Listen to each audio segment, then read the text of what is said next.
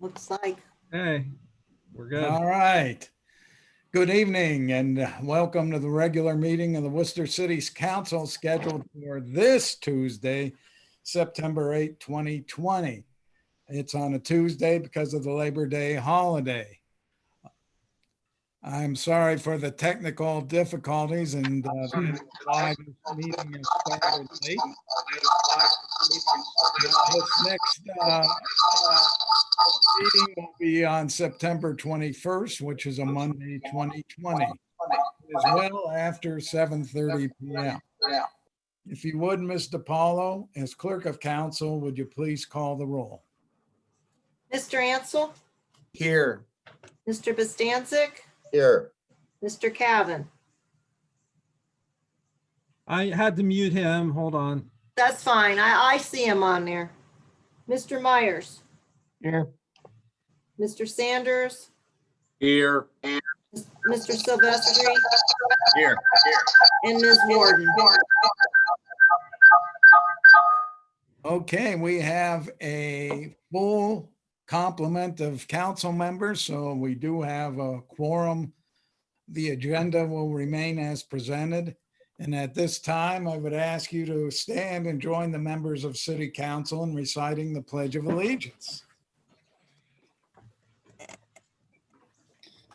I pledge allegiance to the flag of the Of the United United States of America and to the republic for which it stands, one one nation, under under God, God, indivisible, indivisible, with liberty and justice for all. Thank you, one and all.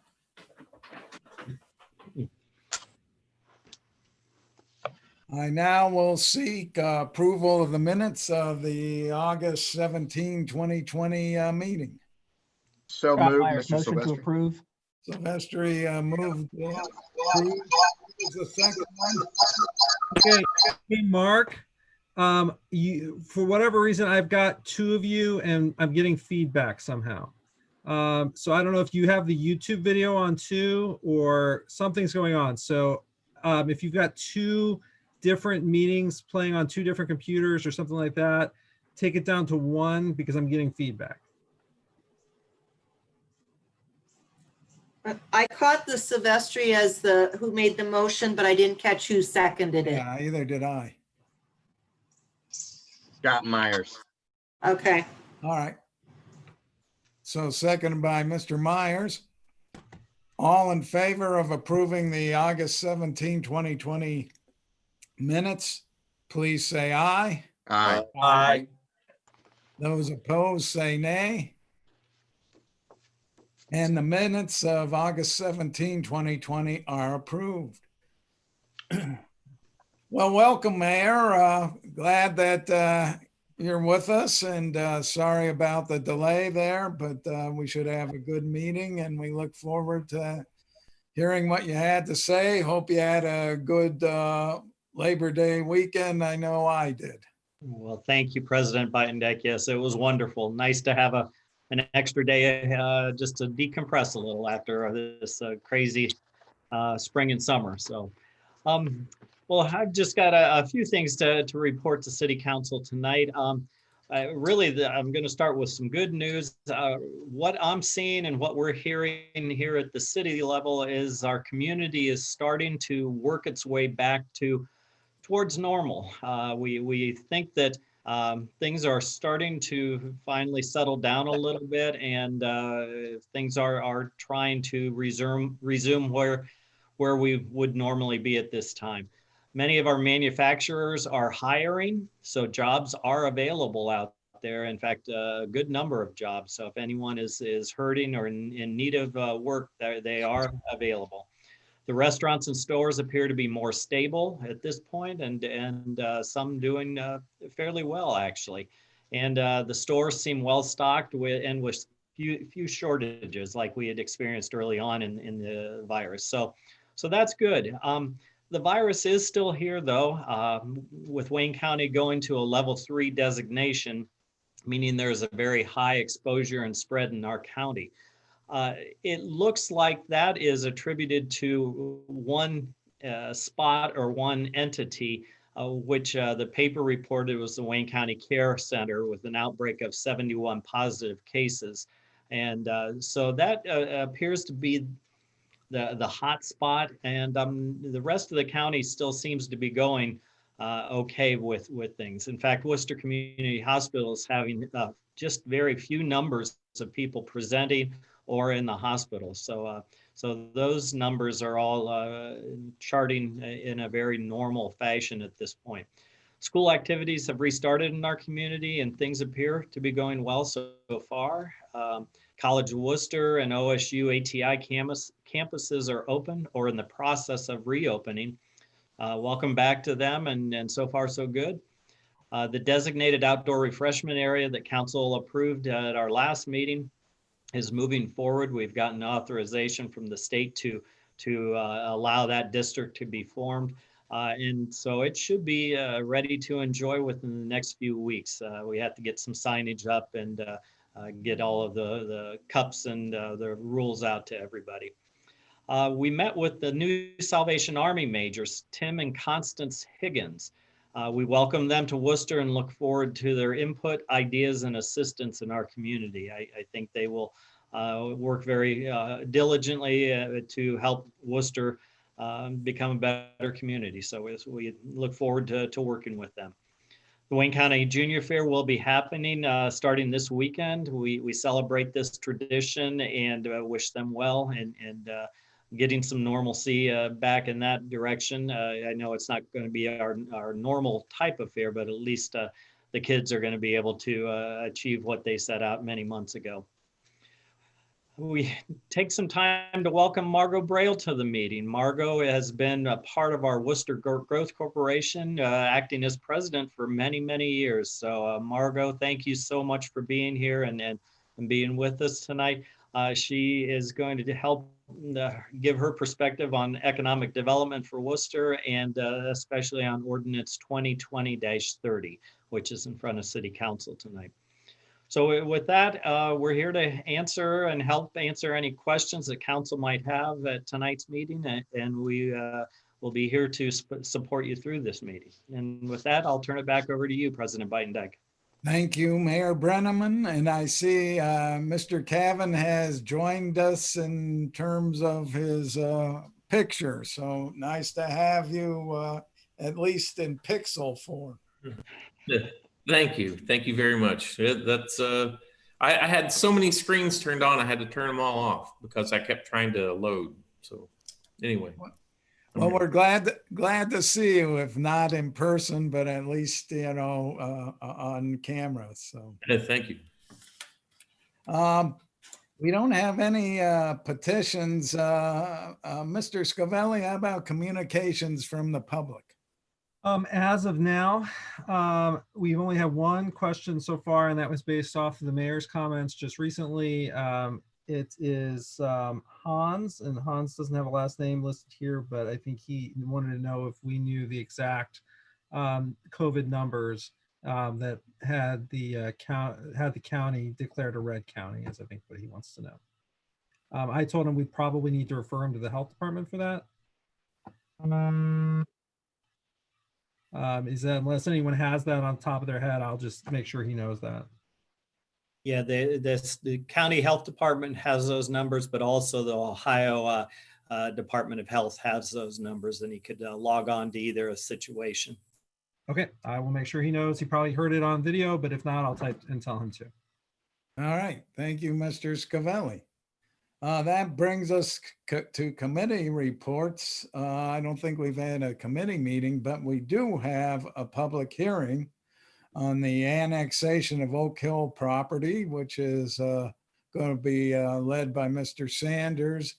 And I do see the property owner's attorney, Mr. Robert Reynolds, is also in tonight's audience to answer any questions one might have. So welcome, Mr. Reynolds. At this point in time, Mr. Sanders, I will turn the meeting over to you. Thank you, Mr. President. We'll open the public hearing related to the annexation of Oak Hill properties. The properties are at the corner of Oak Hill and Oldman Road. They are owned by the Worcester City Schools District. And at this point, as previously stated, their representative, Mr. Reynolds, is on the line. And at this point, I'll open the floor up to anyone who wishes to speak for this annexation.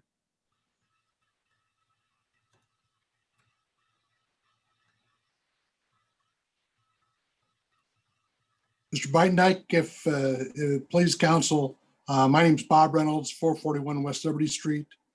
I affirm to tell the truth.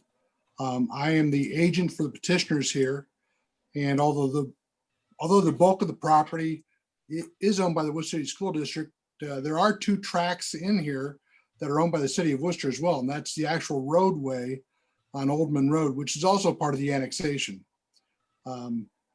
And again, this is kind of an island, or it's not surrounded on all 4 sides by the corporation limits, but to the north, to the east, to the south, it's within the city. And this is an attempt to bring everything within the city of Worcester. As much as anything, it's for safety services, so that we've got one jurisdiction responsible for police and fire protection.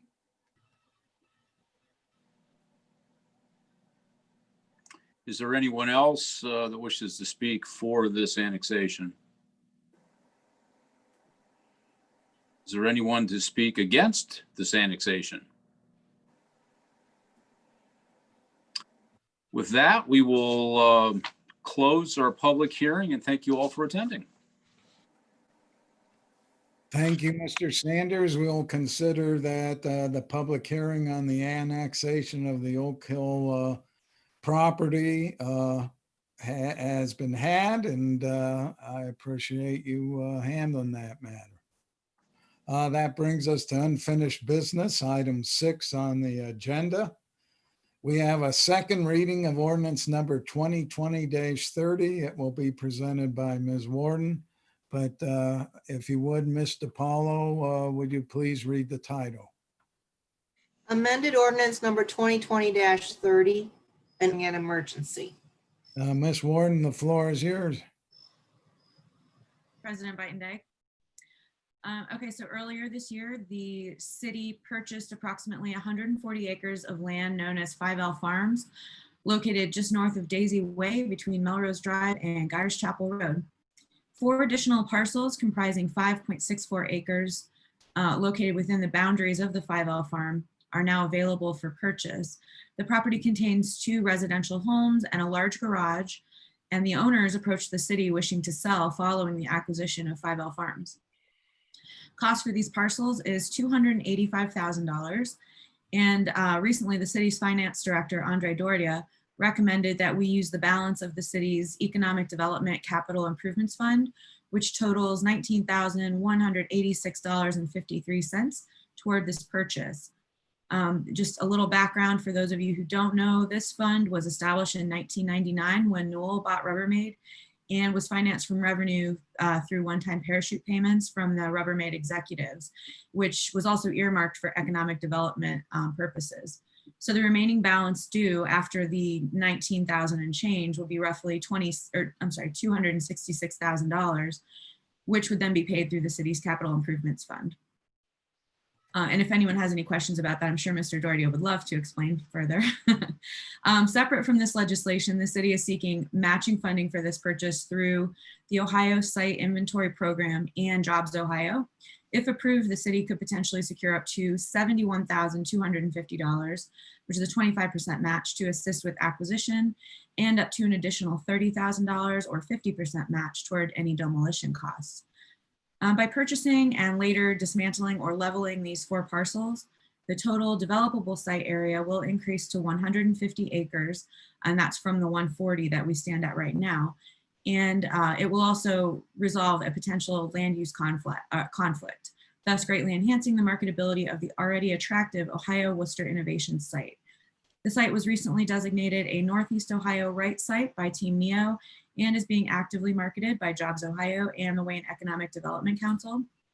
I haven't received any feedback from the public since our last council meeting, and I believe that we council members have had sufficient time to consider the purchase.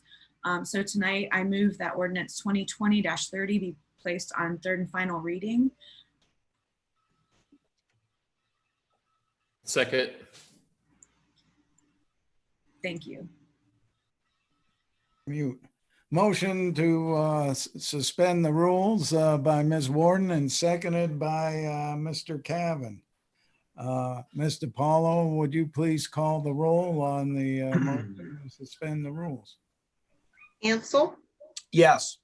Cavan, Yes. Warden, Yes. Myers, Yes. Sanders, Yes. Silvestri, Yes. Bastancik. Yes.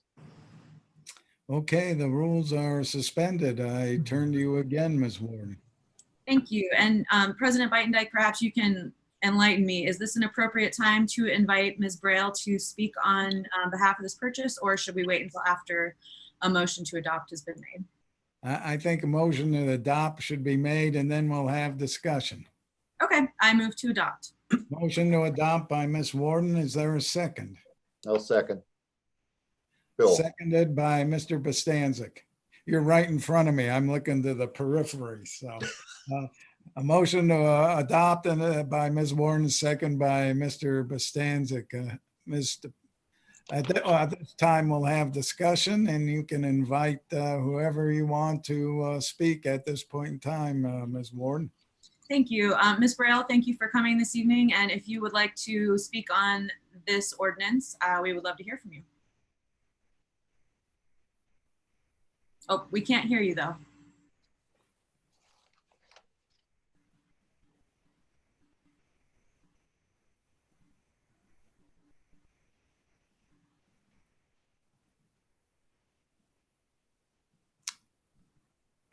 Is your microphone on?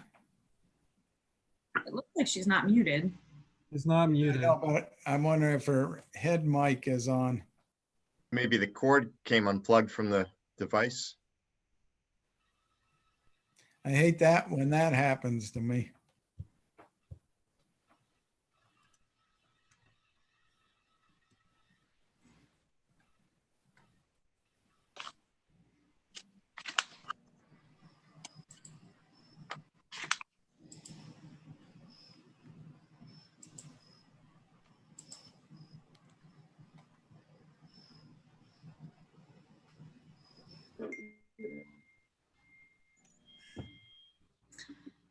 Okay, well, I'll ask if anyone else would like to comment on this while Ms. Braille tries to figure out the audio situation.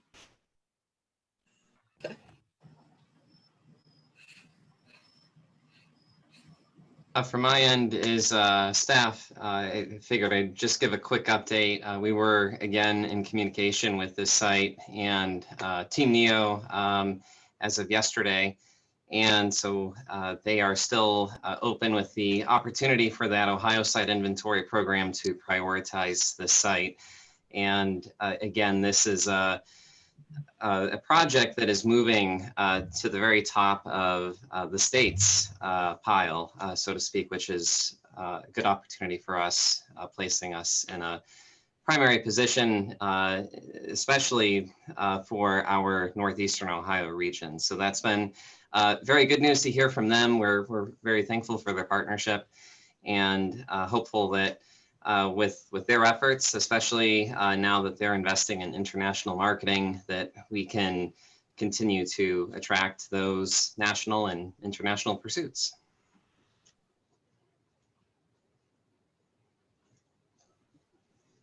Mr. Scavelli, is that something we're going to allow public comments from? I see that there's a couple of folks who'd like to comment, or at least one. That'll be up to Mr. Beitendijk.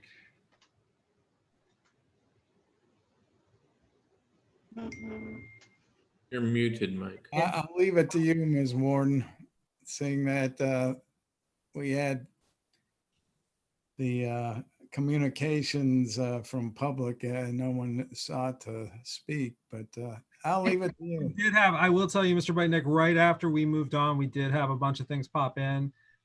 They just didn't get it in before we went. Okay, well, that's fair. So yeah, if Mr. Scavelli, I guess, would you like to read the comment from Hans? Yes, I I mean, I will. feel like this really is more about every agenda item, but he said it's about this. Talking about the emergency comments. Correct. What he's saying is, what about this constitutes an emergency that constitutes an emergency measure Let me try necessary this. for preservation of the public health, peace, safety, and No, welfare. that doesn't work. What I Can't will, hear you, Margot. I You will can't hear me? all of I that can. Yeah, Now you can. Yes. for- Okay. I've been answering Hans on the chat, but I will answer part of that right now and just say that our charter normally provides that if a law is passed, an ordinance is passed, they won't take effect for 30 days. In order for it to take effect immediately, we need what's called an emergency provision.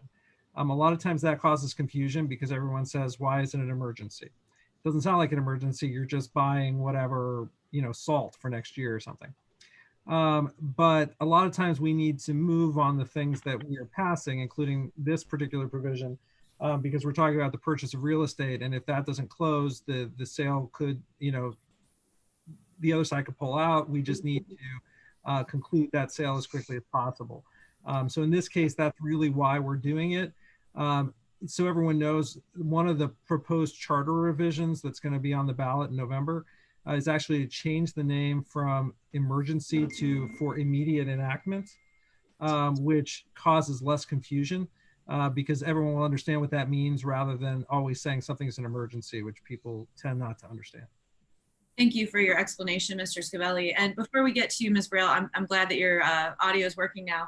There are a couple of other public comments related to this Yeah. particular measure. I have one also from Ms. Weber, and she says, my question is about the land purchase issue. How is the cost benefit analysis made for the city to purchase land? What is the cost range and the criteria by which the purchase is approved? I defer to Jonathan Millay to answer this if possible. Sure, thank you. With any project on economic development, we're always looking for a return on investment for the taxpayer. And so the question is, how can the community benefit as a whole in the long run? With this particular project, we're looking at an acquisition of 5.6 acres. And so that equates to, considering that we have an additional just under 4 acres that surround this that are not practically developable without acquisition of the site, this essentially frees up 10 acres. We have already invested some funds in some of this, and so as a total, that equates to an acquisition of $27,360 an acre, which is getting close to an average, or still under, but getting close to an average price point for industrial land with a full suite of utilities available. So we know that by acquiring the site just as itself, with being able to develop that and make that developable, that we have an asset that together can produce a return on investment. On top of that, what we're taking a look at is how can this also be leveraged in partnership with the state of Ohio to leverage programs, not only the state program dollars, but in some cases, federal dollars, to be able to help encourage development at this site, particularly for basic sector industries, which would be manufacturing, technology development, research, or corporate headquarters. And the idea behind that is that those types of developments create long-term permanent jobs that create opportunities for residents in our area and also put an upward pressure on wages in general, which helps to improve the quality of life for all residents. So that's a lens in which we take a look at when we're examining these types of real estate acquisitions from an economic development standpoint. There's a follow-up question that I think is probably contained in what you already said, but Ms. Weber says a follow-up question is return on investment only calculated in monetary terms, for example, land purchase price versus financial return? And if so, why are the quality of life for residents not taken into account? I hazard to guess that a lot of times we're talking about improvements in possibility for economic development, which overall would help the city in general. But Mr. Millay, if you would like to elaborate on that. Sure. One of them is quantitative. So we can quantitatively we can take a quantitative lens at a dollar for dollar minimum return on investment that we can expect to receive. Then when we talk about quality of life, job creation, and also the input of additional skills and capabilities in our local environment, particularly capabilities that might happen in detailed manufacturing processes. And what I mean by that is you may have, as we've experienced here in Worcester, certain automotive technologies that have been developed. And that breeds, in some cases, partner companies that grow and offshoot from that. And then those have companies that grow and offshoot from that, all focusing on the specialized technology within the automotive industry.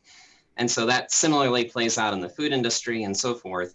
We call these industrial clusters. And as we can develop additional technology and capacities into that field, we can grow that industry further. And along with that growth comes demand for further innovation and further job creation. And then when we look at it from a qualitative standpoint, it's very hard to be able to put direct numbers to that, but we can use some metrics. But in short, those are the elements that we are qualitatively weighing, which is we're saying that having additional employment opportunities creates higher opportunities for individuals to be able to seek employment and to also encourage employment that's going to have quality benefits and quality opportunities for advancement. So those are, again, very hard to quantify, but from a qualitative standpoint, we always factor that in as well.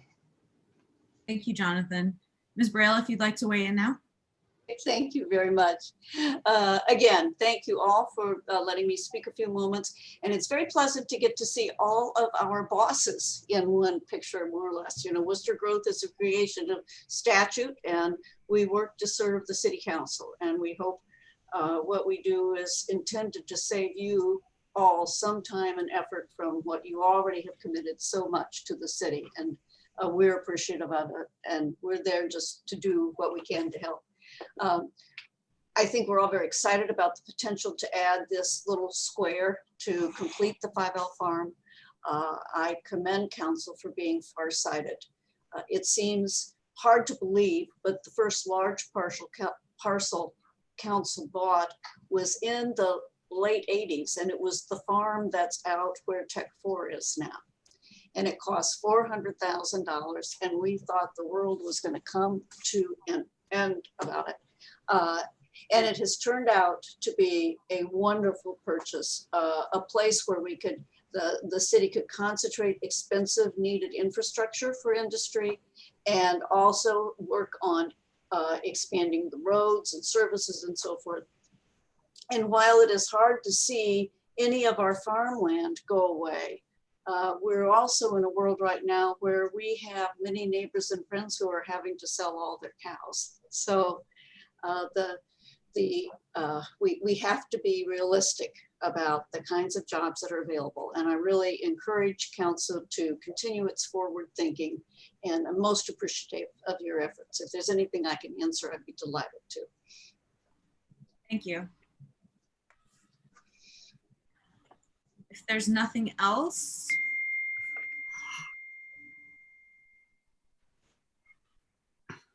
Seeing no further discussion, then Mr. Paulo, I will ask you to call the roll on the motion to adopt the ordinance. Ansel, Yes. Cavan, Yes. Gordon, Yes. Myers, Yes. Sanders, Yes. Silvestri, Yes. Costancic. Yes.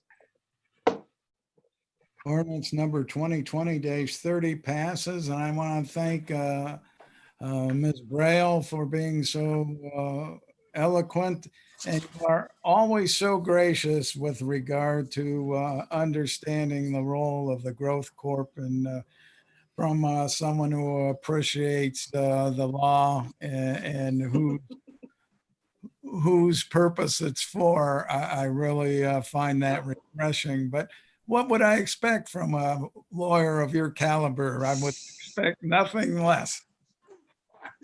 Thank you very much. Thank you all. Thank you. All right. Thank you. Thank you. Thank you, Marco, for joining us. We really Yes, appreciate thank you. Thanks. Now we have a second reading of ordinance number 2020-31. It'll be presented by Mr. Sanders, but I will have Mr. Paulo read the title. Amended ordinance number 2020-31. An ordinance amending chapter 351, parking generally of the codified ordinances of the city of Worcester, Ohio by adopting a prohibition against parking or abandoning upon any street a recreational or commercial vehicle. Mr. Sanders, the floor is yours. Thank you, Mr. President. As we all remember, from 2 weeks ago, this was brought to our attention based on the fact of the what I call the RV Armageddon that's happening in our community, with a number of RVs that are being parked on the streets to the point where we have potentially 8 to possibly 12 situations a year, as it was described to me by Mr. Mooney, these calls have been going to. In light of the fact that we do not have any type of ordinance related to that at this point, those calls have just basically fallen on deaf ears. That's the reason why this was brought to our attention. I know for myself as an RV owner, and I spend a lot of time and a lot of effort to keep mine out of the street and even out of town. My biggest concern on this legislation related to it is the fact of the time frame of not to exceed 24 hours. I really don't know that I have a suggestion in terms of time. I just think that at this point we're really, I think the time is unrealistic on a day-to-day basis. And I would be curious as to what other comments other council members have related to that before I decide to move this forward or not. Well, a little bird told me that Ms. Warden is probably going to have a suggestion to amend the time frame. So I saw her raise her hand. So if you don't mind me turning it over to her to answer or address that issue, I will do so, Mr. Sanders. Or if you want to keep the floor, then it's yours. No, I would yield the floor to Ms. Warden. Thank you. And Mr. Sanders, you bring up a good point. I have several family members who also have RVs and that type of recreational vehicle. And I feel that I understand the problem and the concerns that this has been creating. I've also received phone from people who've parked their campers and sometimes dilapidated campers on the street for several months at a time. However, I think there are people who take advantage of situations, and I don't think we need to necessarily completely curtail what we allow in the city based on that. So I propose an amendment to this legislation extending the period of time for those vehicles to be parked on the street from 24 hours to 72 hours. It's not much, but I feel like that gives you enough time to clean or winterize or, put your kids out there for the weekend if they're annoying you. I don't know. Mr. Sanders? Mr. Myers. I agree. Well, I'm not sure I agree with the ordinance at all. I think it's overreach on the part of our government. I think traffic laws, if there's blind spots and visibility issues, can take care of things that are causing safety on the streets. However, I could possibly support it if Jennifer Warden's amendment were applied to the ordinance of the 72 hours. I would second Ms. Warren's amendment request.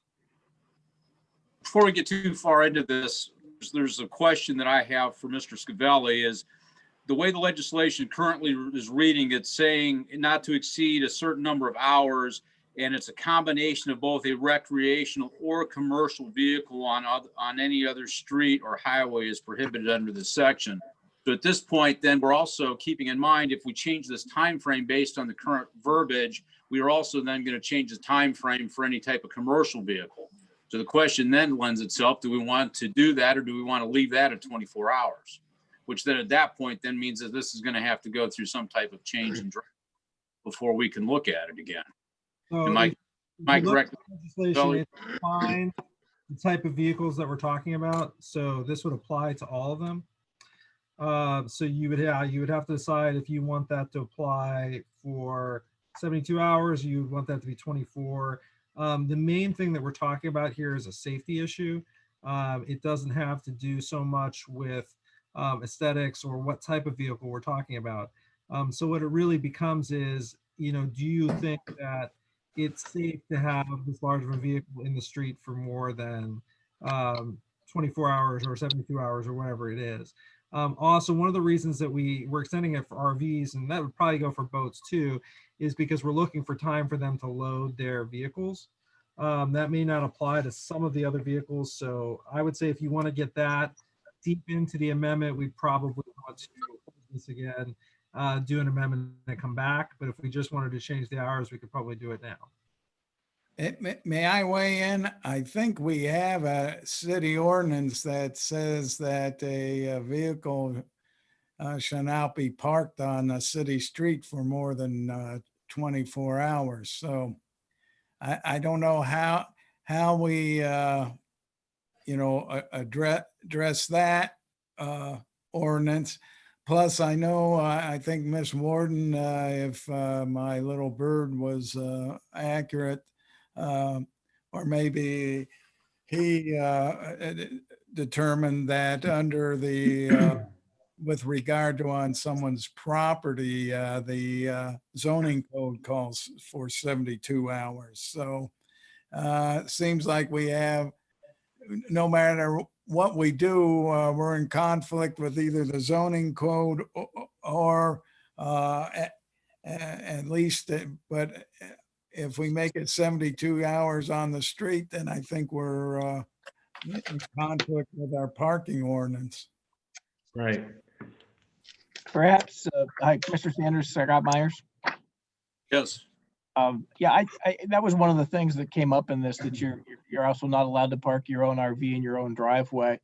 I think one of the things maybe we should table this and look at separating legislation between RVs and commercial vehicles. I'll note that the comparisons of other municipalities that was sent out by the administration, 4 pages of comparisons, and thank whoever on the administration did their homework and put that together. However, only one of those lengthy comparisons mentioned campers or RVs at all. All the rest of them were specifically commercial vehicles with gross vehicle weights of greater than a certain tonnage. So they didn't really apply to what we're talking about for RVs. Those were all commercial vehicles except for one city. Mr. Myers, I thought the same thing about the RVs being parked in driveways, and Mr. Scavelli and I spoke about it this afternoon, and that verbiage does not actually appear in this piece of legislation. Perhaps it was in the unamended version, because I do recall reading it, or maybe I just read it in a prior ordinance, but there's nothing in there that states that it cannot be parked in your driveway, because that was a concern. We have that be in our zoning code, though? Their zoning code says that you can only have it in the front of your house in your driveway for 72 hours. You can have it on the side or in the back indefinitely, but you can't have somebody living in it while it's on your property. So that's where this becomes kind of a, if we mirror it to the 72 mirrors it, but then are we having problems with the parking part of it? So that's really the question. Mark, you had a question. Yes. Part of what I think drove the ordinance was there were commercial vehicles parked on the street, trailers left, blocking alleys, blocking trash cans, blocking fire hydrants, all kinds of things. And it was ongoing. I would 24 hours to me, I would be willing, I guess, if there's nothing on the books at this time, to give that a try, and we'll see if that gets abused, or if someone is going to leave a vehicle park longer than that. But now the city has to administer a person that's going to have to go out and check this daily and make sure that it's moved, it's not moved, when they could be doing something else. The city street, it's a throughway. It's not a parking lot. I don't think it's a good idea to park any of them there at any time. That's why you have a driveway. That's why you can go store it wherever you need to. But parking large vehicles on city streets it's back to John Scavelli's point, it's unsafe. I agree with Mr. Cavan. I would like to make a comment if Mr. Cavan's finished. Sure. Okay, couple of questions. I guess one, obviously 8 to 12 situations a year is something that needs addressed. Does anyone know the breakdown between whether those, how many of those are recreational and how many of those are commercial vehicles? Typically, what are we seeing? Are we seeing a 50-50 split? Can anyone address that? The 8 to 12 situations that I think somebody mentioned. Was that you, Craig? Yeah, David, when I talked with Tim Monet this afternoon about it, he said there was 8 to 12 per year, but I did not ask him, nor did he provide data stating what that breakdown was in terms of commercial or just recreational vehicles. Understood. Okay, because to me, it sounds like a safety issue. So if it is a safety issue, I would hope that our law enforcement would have the authority to address any kind of a line of sight or a safety issue, regardless of what kind of vehicle we're talking about. So as much as my aim is to preserve as much American freedom here as we can and still address the problem, address the issue. Maybe we look at it from an enforcement perspective. If this is just about parking on the street in general, can we remedy the situation? Can we rectify this? Can we fix this from a safety perspective without just outright banning parking vehicles on the street? Or because there are times if you had somebody visit, you know, a lot of times that's going to be for at least 3 days if somebody is visiting. And obviously if you get in a residential neighborhood where everyone understands each other, you know, I'm willing to put up with a little bit of an inconvenience for my neighbor's sake, you know, and drive around a vehicle that might be parked on the edge of the road, which, you know, I understand Mr. Cavan's point, but if it's only for a time, I would be in support of letting people have that freedom if at all possible. Mr. Sylvester. I'm sorry, go ahead, Mr. Ansel.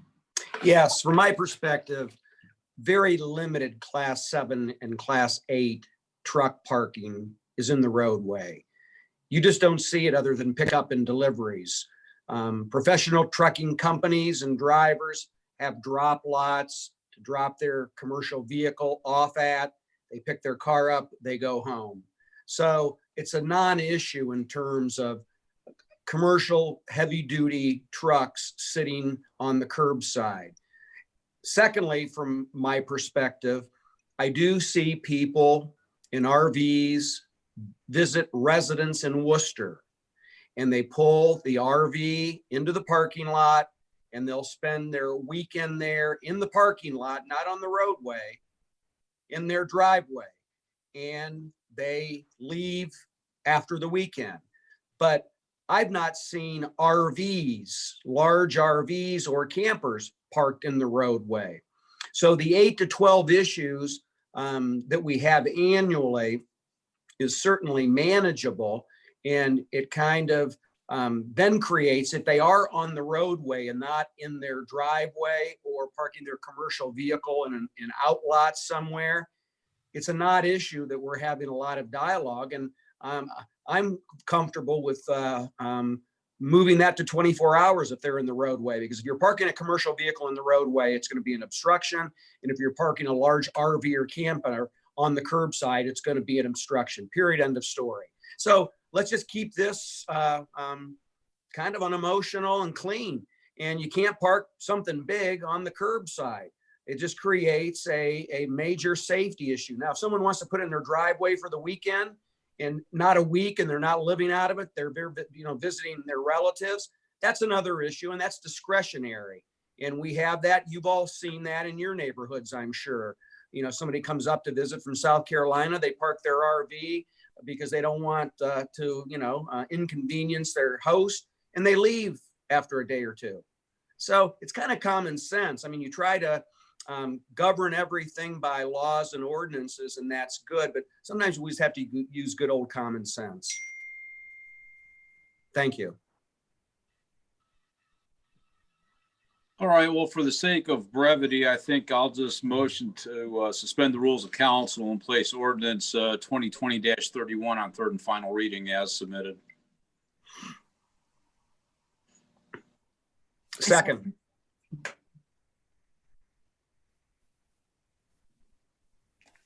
Your microphone's off, Michael.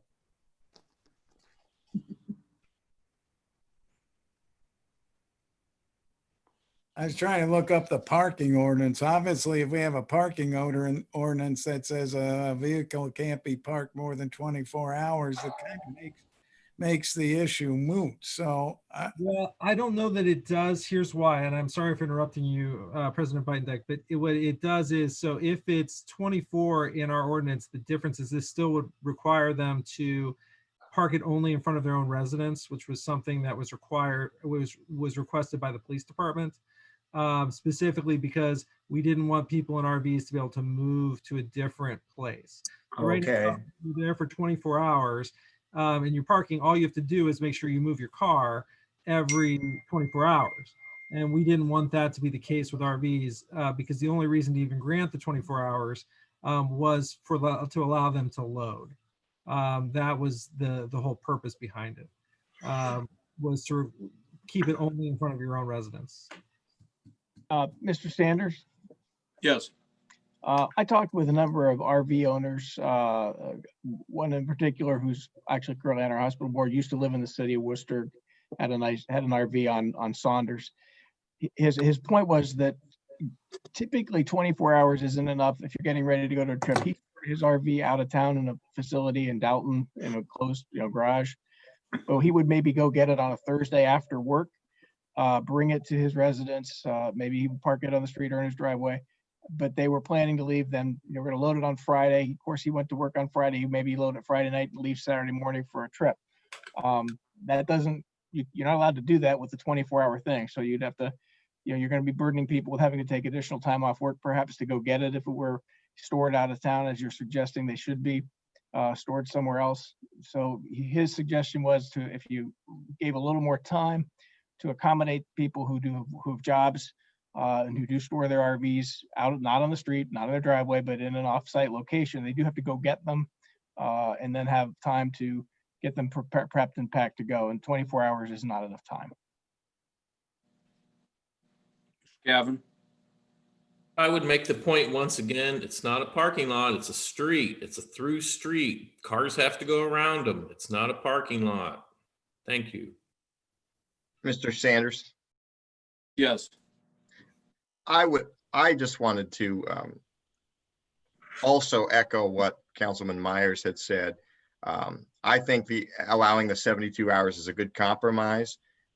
Thinking back to the pictures that I saw, this would take care of a big, huge trailer full of tires, anything along those lines. It would give a little bit extra time for people to do what they need to do and not feel so restricted. To me, I can drive around something for 2 or 3 days.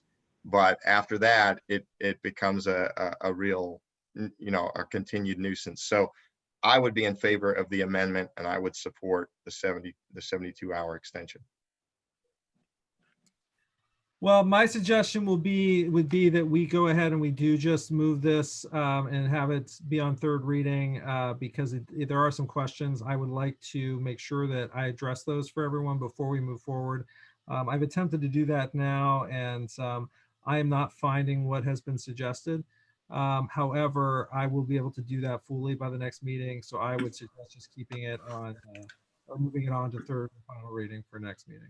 And I would point out, we do have an all-night parking prohibition of semi-tractors, semi-trailers, trucks exceeding 5 tons, and school buses. I've already made a motion, though, to move it to third and final reading. Yes. And it was seconded.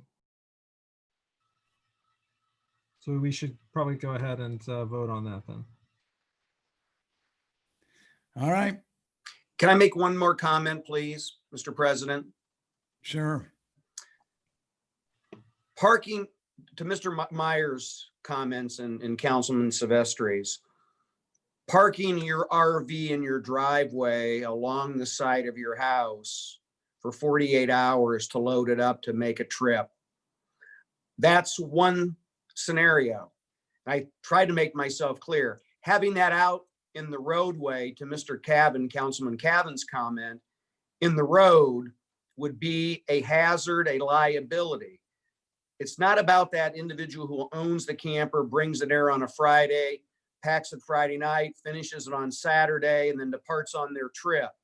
Even if he wants it there on Sunday and he's going to take it to the drop lot on a Monday, it's in his driveway. It's not out in the middle of the road in front of my house or other neighbor's house where it is a hazard. I guess that's what I'm not understanding, why we're talking about street parking, not in your own driveway for that period of time. Now, if it's there an extended period of time, that's the discretionary component. If my neighbor, the people that visit my neighbors that have their camper, if they were there a month, I wouldn't be very happy. And to your point, Councilman Myers, I would go over to my neighbor and say, you know what, this is really annoying. I don't want, Uncle Buck living over here for 30 days. Let's do something about this. But I'm just saying, we're not really talking about parking in your driveway for a day or two prepping for a trip. But out in the middle of the street, there isn't a neighborhood in Worcester that if you would park a large 40, 45-foot RV, that it would not be a safety hazard for our community. And I think that's what we're trying to address here with Councilman Sanders' resolution or ordinance. Thank you. May I weigh in here also?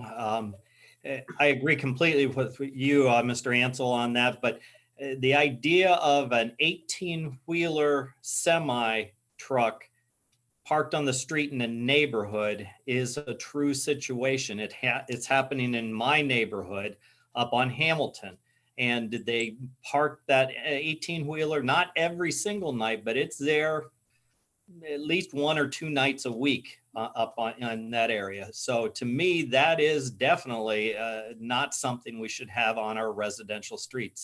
So that is a component of this whole legislation also, as Mr. Dutton and what he gave to council marks that semi as one of these spots. So that is a real part of this issue too. Mr. Mayor, along that lines, a recommendation. There isn't a trucking company I know that permits their drivers to park their tractor trailers in a residential area. A phone call to his trucking company would stop that action very quickly, unless he's an owner operator. That could be. That's okay. what I think he is Okay. It's a fluid truck, water, milk, some sort Okay. of serve, something like that. And I have a feeling he is an owner operator. Okay. Well, Thanks for the So clarification. now we know why this law is being put in place. That's helpful. Thank you. We already have an ordinance that says there's no overnight parking of semi-tractors, semi-trailers, and trucks exceeding 5 tons, and school buses from 10 p.m. to 8 a.m. So Correct. kind of superfluous with regard to the made we're talking about. I made a call this summer of a trailer that was left on the roadway blocking people's trash, driveway, and alleyways and couldn't get through. They asked the good neighbor to please move it and was promptly told F off. The police said there's nothing we can do. We asked them to move it, but you can't leave. I don't think you should be able to leave trailers, commercial vehicles, big things in the roadway. It's just, it's not safe. And Mr. Kevin, we already have a law on the books that prohibits that. Trailers? Yes, sir. No, we don't. Joel? Isn't that what Mr. Bittendike just read? If I could, so how this came about is in recent history, we received a complaint about a trailer on Pittsburgh Avenue, a tow truck on Barden, a camper on McKinley, a semi on Hamilton, and a camper on Spring Street. And those were complaints by neighbors. And so when we started looking into that, there was nothing that we could do to prohibit those vehicles, the campers, the trailers, those kinds of things, from parking on the street. A vehicle could park there, you know, a van that had a current license plate could, but these vehicles there was nothing in our ordinances prohibited that. So, you know, our property maintenance, those, you know, Andrew Dutton and Tim were not able to satisfy those complainants. Our police were not able to satisfy them because there was no restriction to trailers and campers and those kinds of vehicles parking on the street. So that's where this came from, was, you know, our property maintenance and police saying, if we want to enforce this and respond to those complaints, then we would need to amend our parking. So that's when we went and looked at a lot of those other cities, and which we forwarded on, that have, you know, they all have different flavors, but they all have restrictions on these types of vehicles. For some were 24, some were none at all, some were 48, some were 7, you know, different hours. That, but the point was there was some restriction on those kinds. So that's the genesis of this, was complaints every year, you know, more than a handful, and just trying to respond to those residents that had continually complained to us. When you say trailers, Mr. Montgomery, what are you in reference to?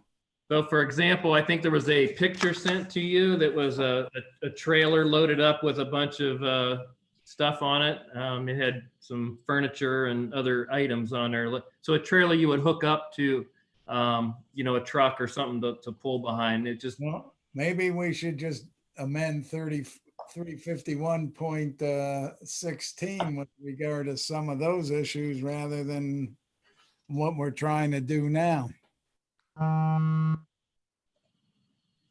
It's still a safety issue with big vehicles in the roadway. Well, yeah, and if it poses a safety issue, I think we have an obligation to have the owner remove it, you know?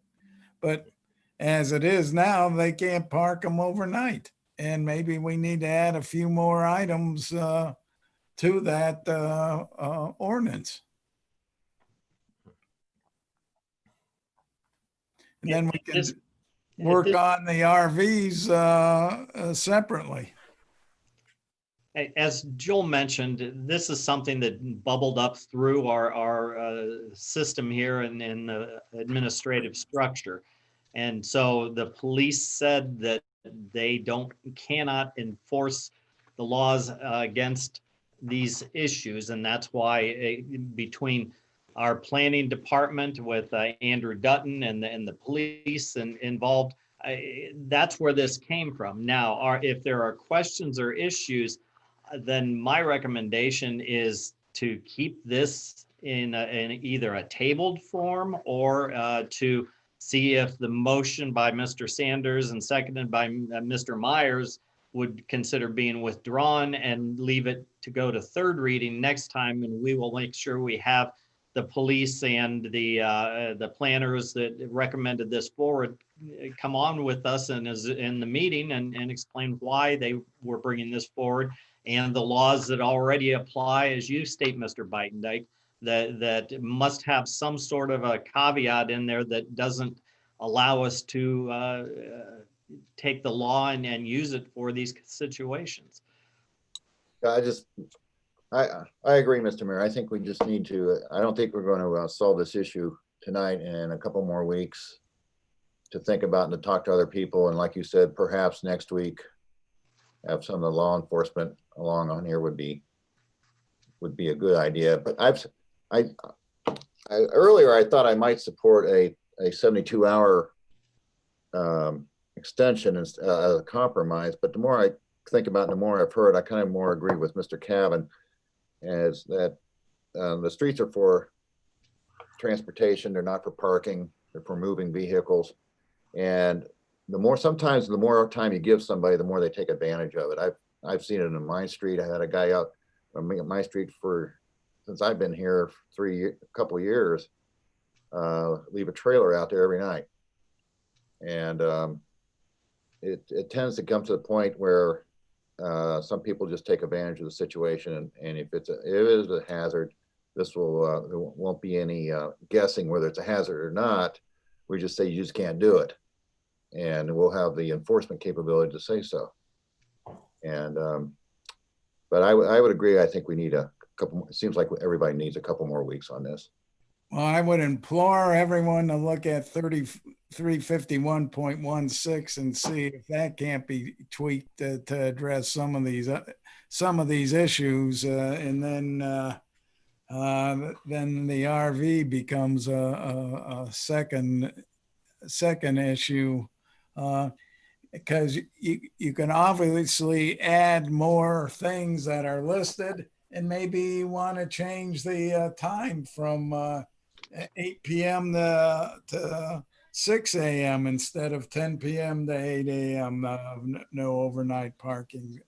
To me, that would be a easy, simple fix for some of these other items that people are bringing up and addressing, and there's pictures of. So, and then there's no question as to, is it a safety issue or not? Is it past the time period that it prohibits overnight parking? Ticket, simple. I'm for keeping it simple. And Mr. Ansel is always for keeping it simple. Absolutely. So anyways, there is a motion that Mr. Sanders reminded me of. Would you please call the roll on the motion to suspend the rules? Mr. Paulo.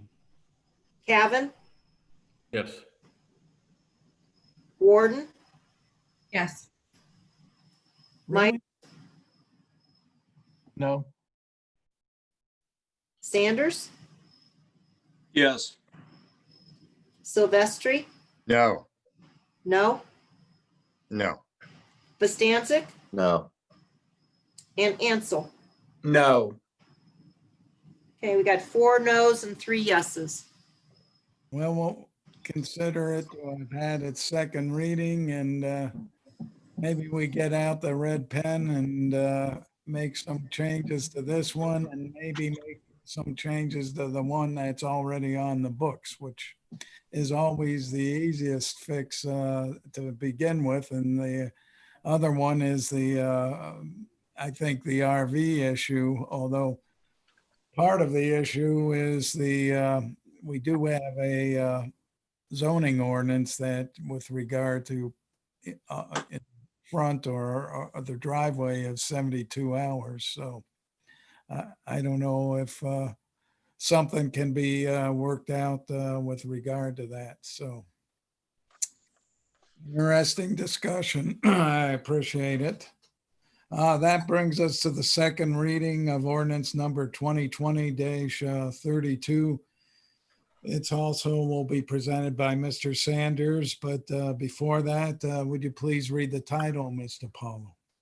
Ordinance number 2020-32. An ordinance amending chapter 539 park regulations of the codified ordinances of the city of Worcester, Ohio, and declaring an emergency. Okay, Mr. Sanders, the floor is yours. Thank you, Mr. President. Yes, as we discussed 2 weeks ago related to this, this has been brought to us by the administration for the means of allowing alcohol to be sold or to be served at the Friedlander Chalet as a rented facility, and the allowance of them to serve alcoholic beverages is based on the fact that they would apply, whoever is renting the chalet at that point would be also applying for a permit from the city. I know there was some conversation that we had last time related to how this could potentially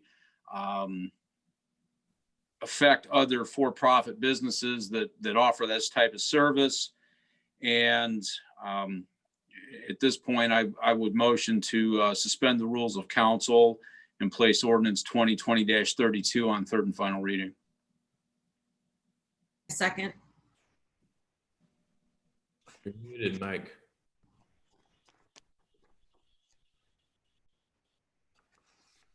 There we go.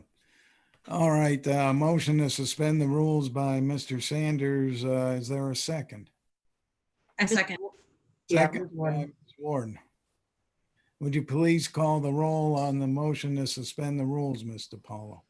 Bastancik, Yes. Myers, Yes. Sanders, Yes. Silvestri, Yes. Warden, Yes. Ansel, You're muted. Yeah. Yes. Cavan, Yes. All right, the rules are suspended. I turn to you again, Mr. Sanders. I will motion to adopt. Motion to adopt by Mr. Sanders. Is there a second? Second. Second by Mr. Silvestri. Mr. Sanders, do you have anything you want to lead in or just open for? I have nothing further to discuss about this, but I'll open the floor up to anyone else that might, on council, that might have some conversation or might have some point to make. Mr. Sanders? Mr. Myers? I believe the city administration and potentially might have even been Jeff Baddick was going to reach out to local venues that you just make sure we are being courteous to those that are in business for profit, paying taxes in our community, that, you know, we don't want to appear to be competing with them. And I believe someone from the city was going to reach out to some of those. I just wondered what they found out. Mr. Myers, I did reach out to another facility that was about the same size as ours. I talked to Patrice Smith last week of the Spoon Restaurant. And basically asked her and said, hey, how do you view this competition if we're allowed to serve alcohol at the chalet? And Patrice said, I look at it as an opportunity to get more catering business. She said, our facilities, even though they're the same, they can seat 230, we can seat 183. We're a downtown business. You guys are at the north end, chalet style. We're an urban type setting. So we're different. So she didn't feel that we were really competing or standing on their business, but she looked at it as an opportunity to get more business through their catering business. That's good to hear. Thank you, Mr. Baddick, for checking with them. I appreciate that. Yes, thank you, Mr. Betty. Any other comments, questions? I would join in here if I could, Michael, and just say that we've put a lot of city funds into updating the chalet and to getting it back into a safe building for every type of individual, whether they have disabilities or not. It is really a beautiful facility. It has served our city well for the last probably 4 decades or better, and we hope to see it continue serving our community. This just allows people to celebrate events,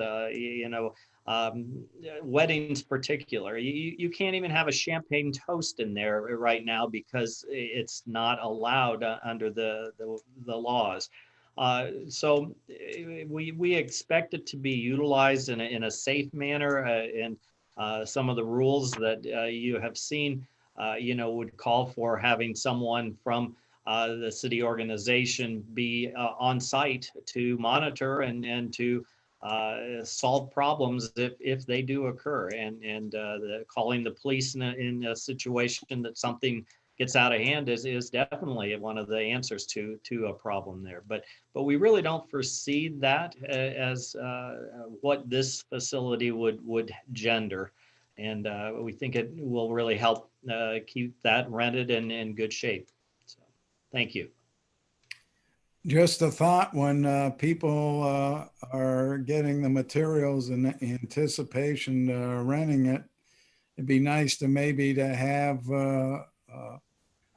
handouts from the various places that might be willing to cater it. Just at least here are some suggestions, and with no endorsement, but at least we are providing an avenue to these caterers that they might not even be aware of.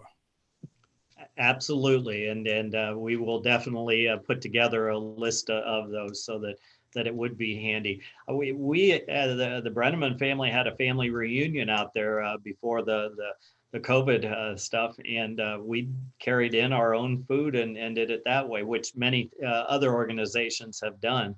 But if you want to use caterers, absolutely, the best way is to hand out names in our community that do such things. Anything else? Yeah, one more point for Mr. Baddick. We have a Parks and Recreation Committee meeting being held at Freelander Chalet in October, so I expect that you'll be bringing the alcohol. Only if the mayor allows it. He better not be bringing coffee, because either there's something wrong with your picture or you are awful jumpy this evening, Mr. Myers. Double espresso. Yeah, okay. Count me in. Seeing nothing else, would you please call the roll on the motion to adopt? Costancic, Yes. Myers, Yes. Sanders, No. Silvestri, Yes. Warden, Yes. Ansel, Yes. and Cavan. Yes. All right, the ordinance number 2020-32 passes. That brings us to the end of unfinished business, moving to item 7 of the agenda, starting off with ordinance number 2020-35. It'll be presented by Mr. Sanders, and it's in relationship to the public hearing we had earlier this evening, which seemed like a long time ago, but really hasn't. So if you would, Mr. Paulo, please read the title, and then I'll turn it over to Mr. Sanders. Ordinance number 2020-35, an ordinance accepting the annexation of territory on Oak Hill Road comprising of parcels 53-01626.00 and 53-00145.00, both of which are contiguous to the corporation limits. Robert Reynolds, Esquire, agent for petitioners Worcester City Schools and the City of Worcester. Okay, Mr. Sanders, the floor is yours, sir. And I should note it is slated for 3 readings. Thank you, Mr. President. Yes, as we had discussed at our public hearing, we have the 2 parcels of properties that are part of the Worcester City Schools, and then we have a couple parcels that are also part of the City of Worcester, or owned by the City of Worcester, that at this point have been requested to annex into the city. As it was previously discussed, the annexation request is for safety services, because it is directly adjacent to the existing city limits. And related to this, I'll admit I have not received any comments pro or for or against this. I will open this up for discussion, but at this point, I do plan to leave this on first reading this evening so that we can potentially have any comments from any of the adjacent property owners. I will say that we are going to, we can do this since it's going to be back next meeting. We are going to have to amend it. There are 2 of the parcels did not get included in there, but we can amend that to put them in. We don't need to do that on the floor tonight.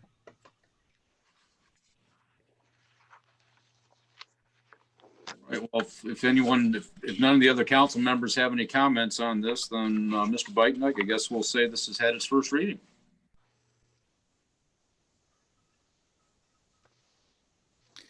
Yes, if that darn unmute button would only work when I hit my tablet here. Yeah, we'll consider ordinance number 2020-35 as having its first reading and be subsequently amended to include the parcels. So thank you, Mr. Sanders. That brings us to resolution number 2020-43. It is presented by Mr. Ansel. It is slated for 3 readings.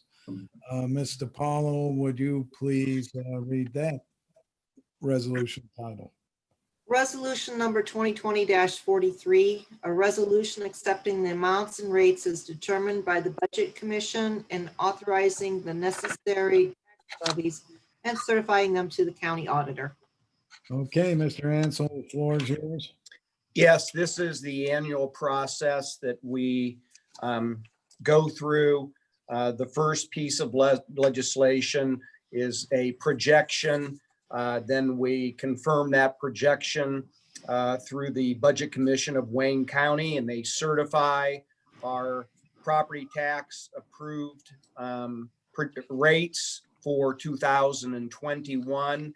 If you remember the prior resolution 2020-25, we reviewed that. This is a secondary confirmation for the rates to be finalized and established based on actual receipts. And we have that in place now. And you can see the allocation not to exceed 10 mils to the general fund, the fireman's fund, and the police fund. So this is a routine process that we go through annually.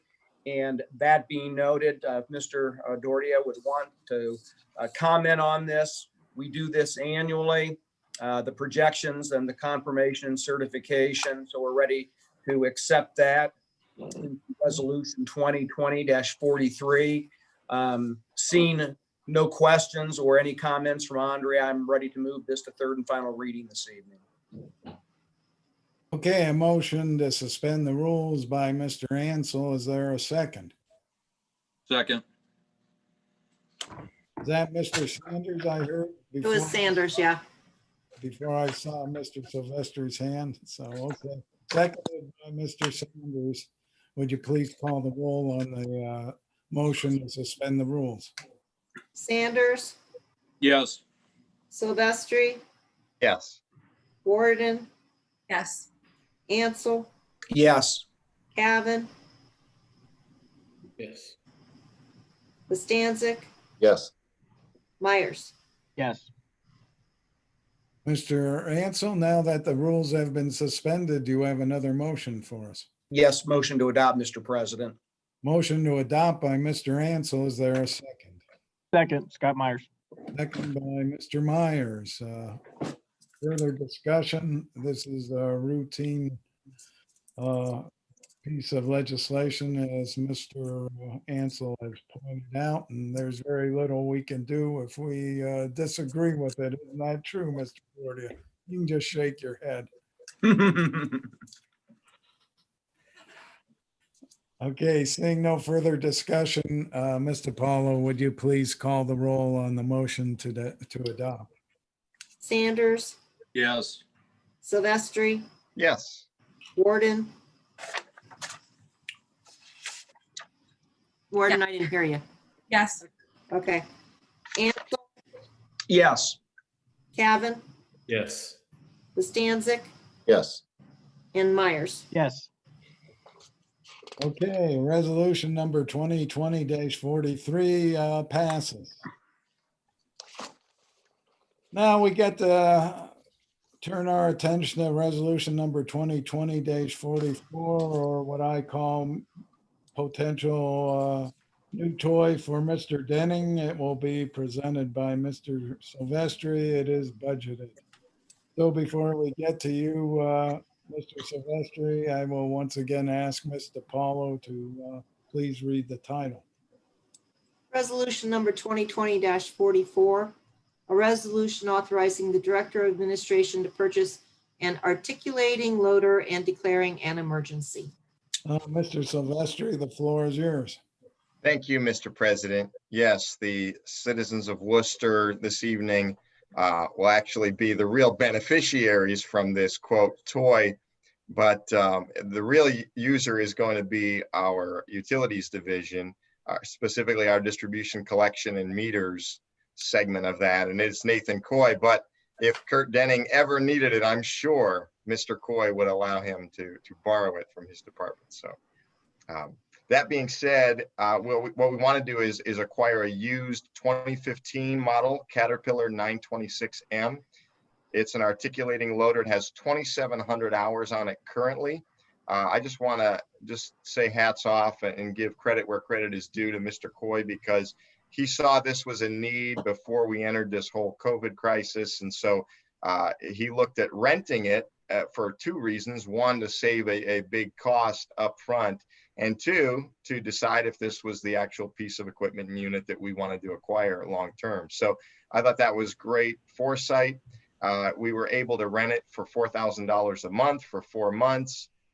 It is going to increase the way in which we can respond to dig jobs, actually decreasing the response time in order to move material, debris, stone, and road plates for city work. So he has done the due diligence and research to assure that this is the properly sized unit and the properly priced unit for our use. And he was able to get this into the budget, so it is budgeted. The only other thing is this is a sole source request because of our specific need and our prior relationship with the current owner of this unit that we've already been renting it from. So again, you know, a brand new unit would cost us $150,000 or more. Given our needs, you know, that's really not justifiable. And I just want to say thanks for doing your due diligence to bring the taxpayers the best value, Mr. Coy. And he is here to answer any questions. If there are no initial questions based on that introduction, I would make the motion to suspend the rules of council and place. Well, how about a motion to adopt? I'm sorry. That's right. I would just move for adoption. Thank you. All right, motion to adopt by Mr. Silvestri. Is there a second? Second. Second by Ms. Warden. Any further discussion?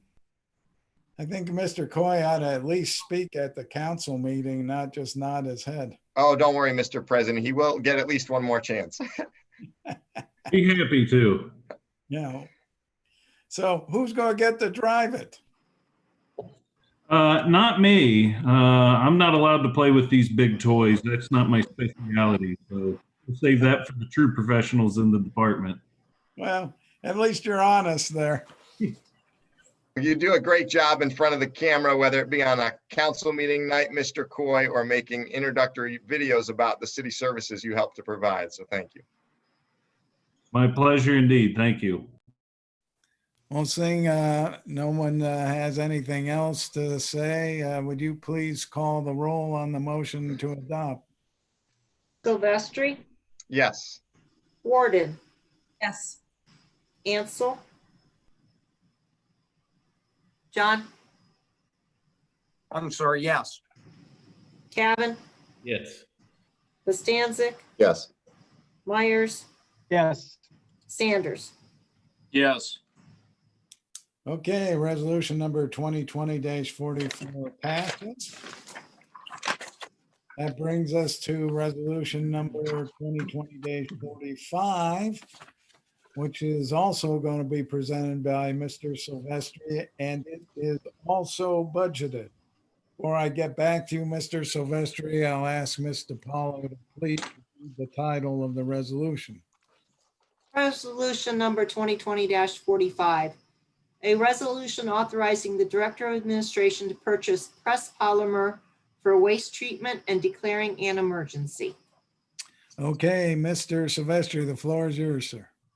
Thank you, Mr. President. So this also falls under our utilities manager, Nathan Coy, as well. Like I said, rather than this being the distribution, collection, and meters side of the business, it is, I guess you could say, where it all comes together at the wastewater recovery and reclamation facility. This is authorizing the purchase of 8 totes of a polymer that we've already, again, used. We called it a jar test, lab test, you could say. And I know that the polymer that we're currently discussing tonight works about twice as good as its second runner-up, if you will, in the industry. So definitely is the best value for the taxpayers. We have spent more on this polymer because of our waste than we had expected initially. And with the increase amount is 26,400. That's the estimated increase. And again, he's looking for a sole source request. There's only one supplier of this particular polymer that we've tested and found to be beneficial to our operations. And again, it's a dewatering agent for waste solids prior to entry into our digester facility. And he is here to answer any technical questions if anyone has any. With that, I would move for adoption, Mr. President.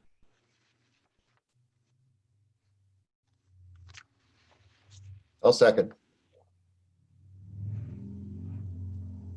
Mr. President, I think your mute button is still sticking.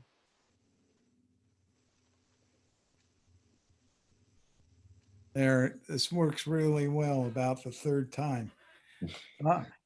Motion by to adopt by Mr. Silvestri I'll and second. seconded by Mr. Bostancic. Any further discussion? Yes, I'm just curious as to why we need to purchase more of this material than what we had budgeted. Yeah, so what I continue to learn with our anaerobic digester process and our third-party waste, we continue to have another good year, but what that means, we're also processing more than I anticipated. What we did last year too, since this item is before you because it's going to go over that $50,000 bid threshold, we tested another company, and instead of spinning our tires and going with them and spending more than what I'm asking with this, we're just moving forward with the company we're currently working with. And then the goal next year, since we know that this is an expense that's going to be in that bid threshold, we're going to put it together with the normal chemical bids that we would do for each year. So that's what's going to happen in 2021. So this estimate is to get us through the rest of the year based on trends that I'm seeing now. It's $3,000 plus for each tote. So we're looking at $9,000 just to get us through the rest of the year. So. And Mr. Coy, as a follow-up to Mr. Sanders' question, would you say that this material goes directly to or is affected by an increase in our septage receiving? Yeah, septage receiving and our third-party feedstock customers.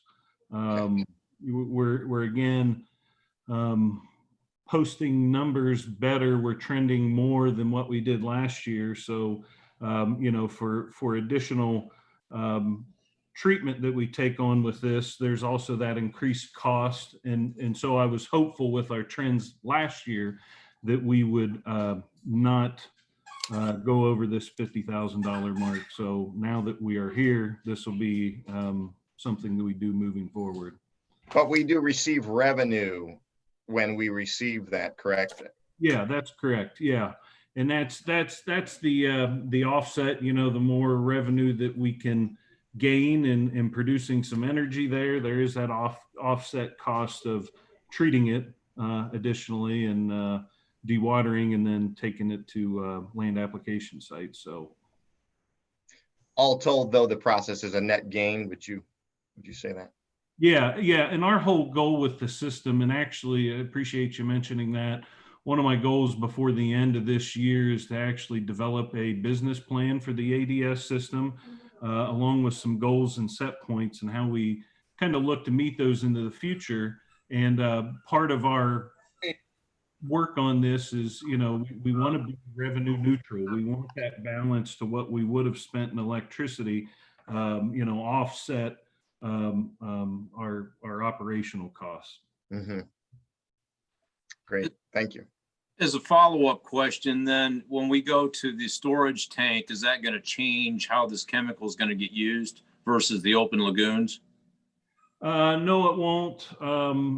It'll just provide us, the tank is going to provide us an outlet that we won't take on any rainwater. So any efforts that we have to dewater this product, we won't be faced with normal atmospheric precipitation that will then reduce the concentration that we once had. So the tank will certainly make this a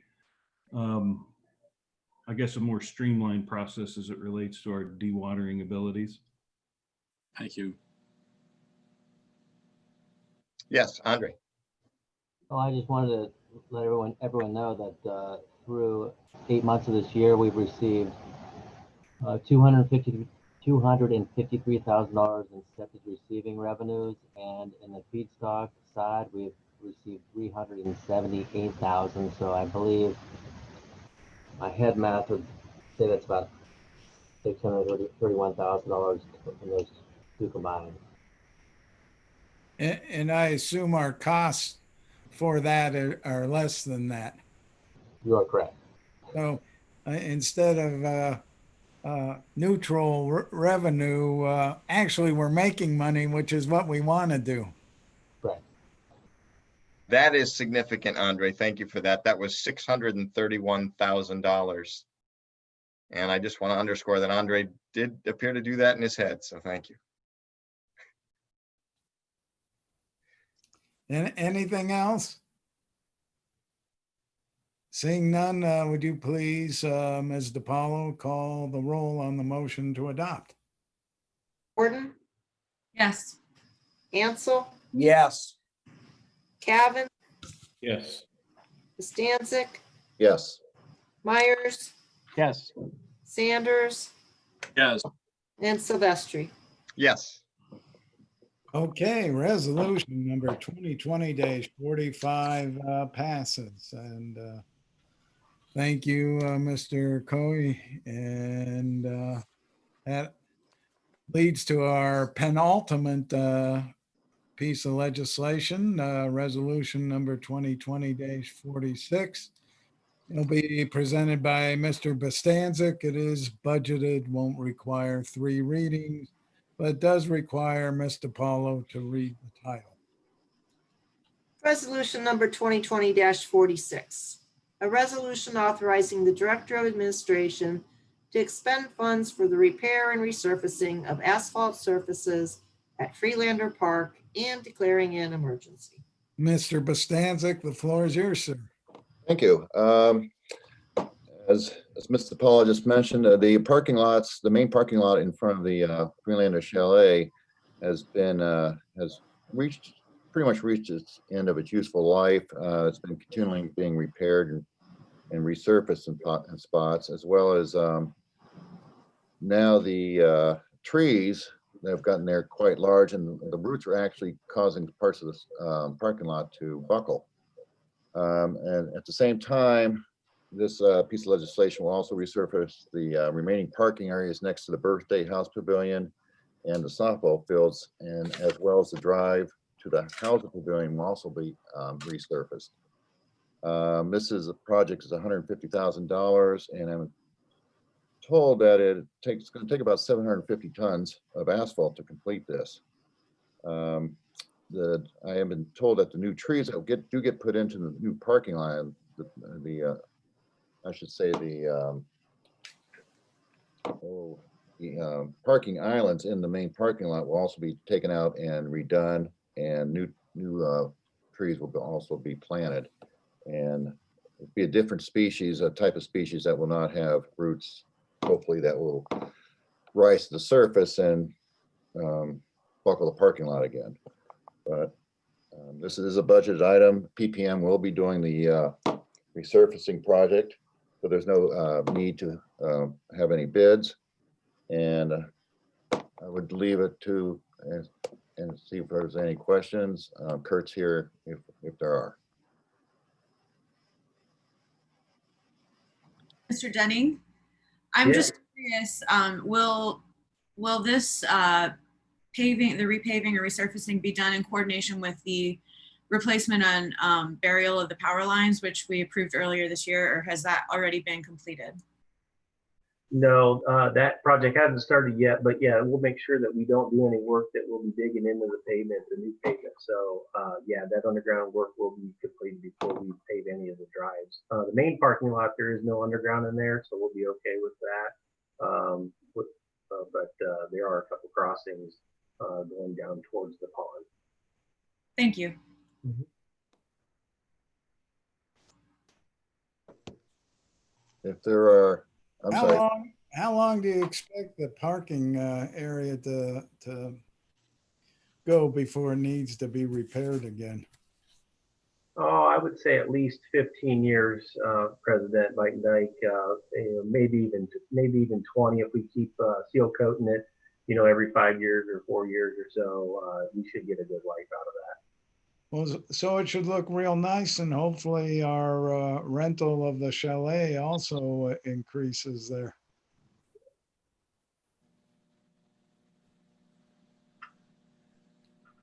Anything else there, Mr. Bostancic? No, if there are no more questions, as this is a budgeted item, I would make a motion to adopt. Motion to adopt by Mr. Bostancic. Is there a second? Second. Second by Mr. Cavan. Mr. Paulo, would you please call the roll on the motion to adopt? Ansel, Yes. Bostancic, Yes. Cavan, Yes. Myers, Yes. Sanders, Yes. Silvestri, Yes. and Warden. Yes. Resolution number 2020-46 passes. Now we have our last piece of legislation. It will be presented by Mr. Ansel. It's slated for 3 readings. Pretty exciting news, I think. Before I get to you, Mr. Ansel, would you please read the title, Mr. Paulo? Resolution number 2020-47. A resolution appropriating the funds received from the County Coronavirus Relief Distribution Fund, amending the annual appropriations ordinance and declaring an emergency. Mr. Ansel, the floor is yours. Yes, thank you, Mr. President. This is really an optimistic piece of legislation, and it's derived from the crisis that we've went through and the funds allocated to state and local governments. We are very fortunate for the CARES Aid Relief and Economic Security Act. And this is a follow-up to that distribution of county appropriated funds. As you recall, Resolution 2020-36 earlier this year, in July, we were allocated an initial funding of $794,740. Phase 1, funds were retained in the pool for distribution. The second distribution is pertaining to this piece of legislation this evening. 2020-47 is the second round of our allocated funding, which the second draw represents $397,370. That was issued on September 4th. As we are all aware, we have limitations on the unanticipated receipt of funds. So because of our annual appropriation ordinance, so to put those funds within our general fund, we have to have council approval. So the total receipt from the CARES-derived Relief Act for the city of Worcester to fund our safety service expenses, coronavirus, COVID-19 related operating expenses, some lost revenue funding reimbursements per the prescribed criteria for the allocation of these funds. The total amount is $1,192,108.84. So just under $1.2 million. Thank you, federal government, for taking care of municipalities like the city of Worcester. And this certainly is a much, much appreciated piece of funding to help us get through these difficult times. If I see no questions, again, this is more of a administrative function to go ahead and put these funds into our general fund. I would motion to suspend the rules this evening and move resolution 2020-47 to third and final reading. I would second. Can't hear you, Mike.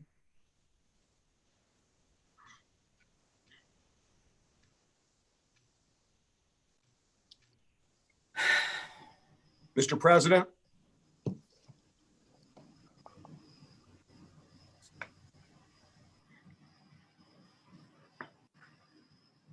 My entire screen went blank. Sorry about that. Motion to suspend the rules by Mr. Ansel, second by Mr. Silvestri and Mr. Palmer. Would you please call the roll on the motion to suspend the rules? Bastancik, Yes. Cavan, Yes. Myers, Yes. Sanders, Yes. Silvestri, Yes. Warden, Yes. Ansel. Yes. Rules have been suspended, Mr. Ansel. Yes, motion to adopt resolution 2020-47, Mr. President. Motion to adopt by Mr. Ansel. Is there a second? Second. Second. I didn't catch who said it. Who said it first? Myers. Myers? Okay, Thank you, Okay, David. second by Mr. Myers. Would you, any further discussion? Who wouldn't want to put that money into our general fund? So, and I know Mr. Doherty will. Is there no stipulation where that we have to put it? Are we able to put it just directly into our general fund? There's no stipulation how it has to be spent? No, there's stipulation on how it has to be spent. Right. Yes, there are strong rules attached to this. We have to apply it only to the things that would qualify for CARES Act funding. I know Joel and Andre have been working the numbers to make sure that we can. Really, these will mostly go to pay for safety services, police and fire who have come in contact with COVID patients throughout the whole time. Thank you. But a big portion of it, Mr. Mayor, is payroll funding reimbursement, correct? That is correct. So Mr. Doherty did promise me he'd make sure every penny is spent in accordance to law, which makes the auditors happy, frankly. Makes me happy too.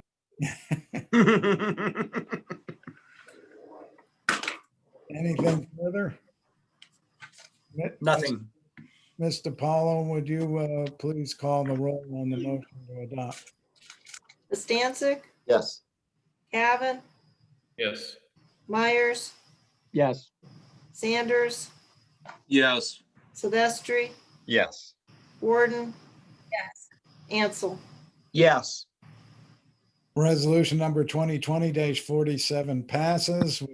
Brings us to item 8, miscellaneous. And I'm going to start I look at the bottom of my screen and work up, and we'll start with Mr. Myers.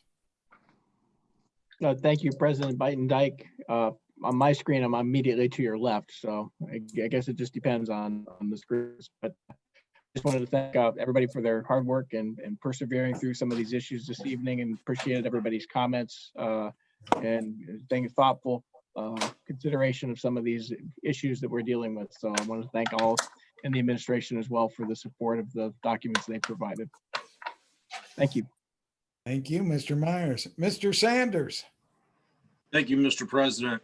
I had a question for the administration. I've heard, and it's rumor, so I hesitate to say it, but at this point I'll ask the question.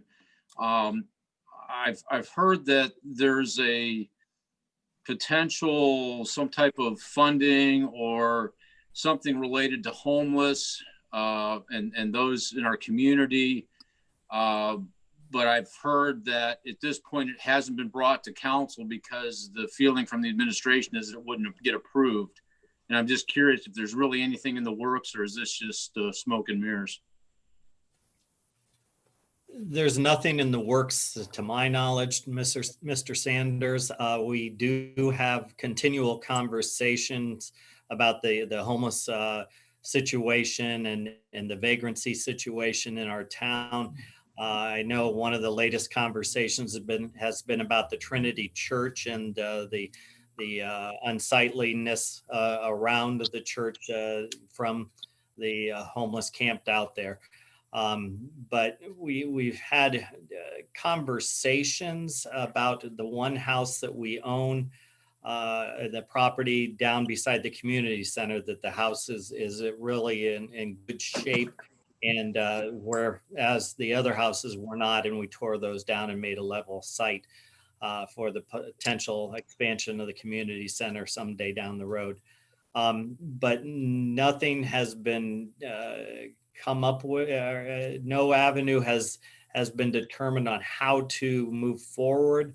And if there is even a desire to move forward with that house. So that's probably some of the rumors you're hearing, but we have nothing to report to council for any action moving forward at this point in time. So the email that we got from Mr. Montgomery a couple of weeks ago related to potential legislation we were supposed to see, I believe, this meeting that we haven't seen, then at that point, nothing is forward with that. I'll let Mr. Montgomery answer that, since the email you're referring to came from him. So Joel? I guess the one I remember sending is the one that was in response to Mark. Mark had raised some questions with, I think with Tim regarding some of those issues at the Trinity Church there. And so I responded to him and then forwarded that to the rest of council, if that's the email that you're referring to. It is. And I'm just looking through that email right now. And is there a specific part of that email that you wanted clarification on? Well, it was stated that there was pending legislation that we were going to see shortly. I just was curious as to, is that going to happen or not going to happen? Pending legislation.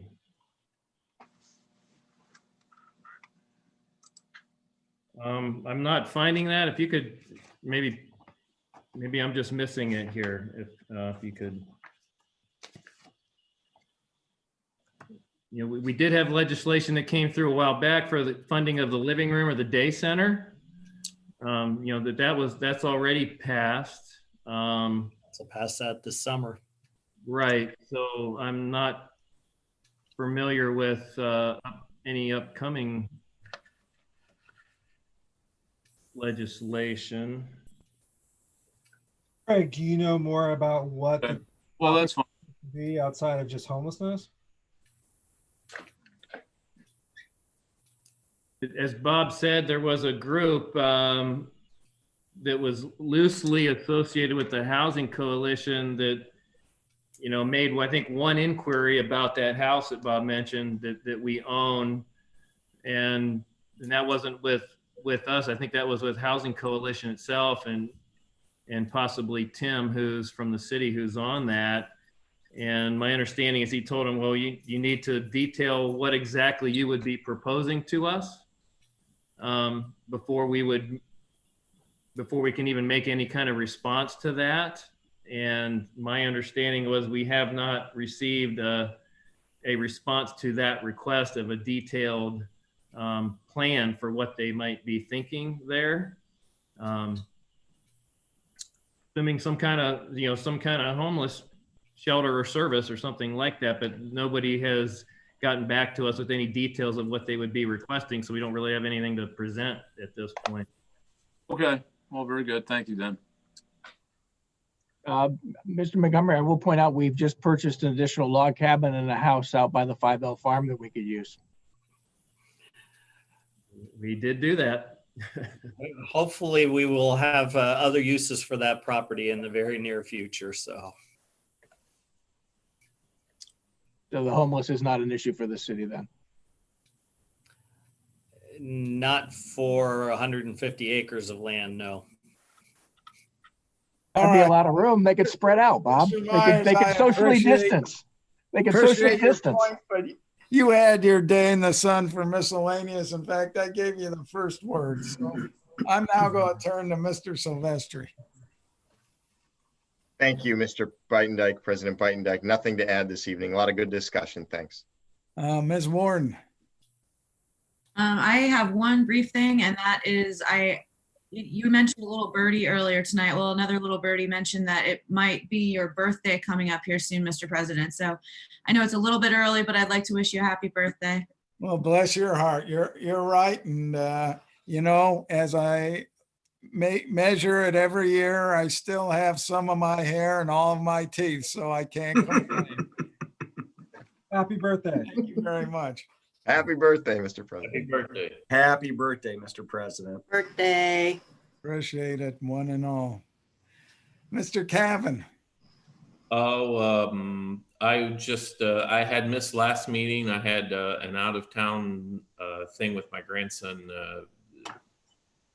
I had to take him for some medical treatment, but I missed you guys and I wish I could have made the meeting. I try not to miss meetings, but feels good to get back with council and hopefully we can make some strides to make our city a better place. Good to see you guys again.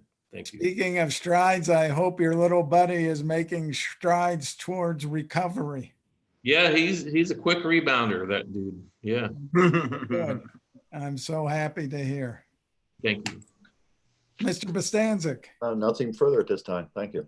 And Mr. Ansel, you're at the very top of the pyramid here, so I'll give you Another productive meeting. Good evening. Motion to adjourn. motion to adjourn by Mr. Ansel. Is there a second? Second. Second by Mr. Cavan. He raised his two fingers. All in favor, say aye. Aye. We're adjourned. Thank you, one and all. Good Good night. night, everyone. Aye. Everybody. Good night.